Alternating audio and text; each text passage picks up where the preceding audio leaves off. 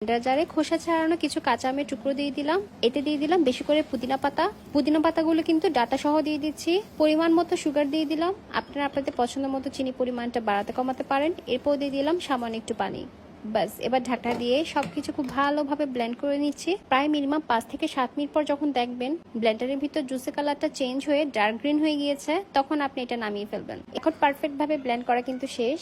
এবার জুসটা খুব ভালোভাবে একটা ছাঁকনির সাহায্যে ছেঁকে নিচ্ছি, যাতে করে কাঁচা আমের ভিতরে শক্ত যে দানাগুলো থাকে সেগুলো একদম মুখে না আটকায় আর ছাঁকনির উপরে করে সেটা রয়ে যায়। চাইলে কিন্তু আপনারা এখানে একটা কাঁচা মরিচও ব্লেন্ড করতে পারেন, বাট যারা ঝাল খেতে পছন্দ করেন না তারা এটা স্কিপ করতে পারেন। যেহেতু জুস বেশি করে বানিয়েছি, প্লাস্টিকের বোতলে ভালো করে সবগুলো জুস এই ফানেলের মাধ্যমে ঢেলে নিচ্ছি। এবার এই বোতলটা আমি ফ্রিজে ঠান্ডা হওয়ার জন্য রেখে দিচ্ছি। বরফ কুচিয়া পুদিনা পাতা দিয়ে এবার এই ঠান্ডা ঠান্ডা শরবতটা আমি পরিবেশন করব।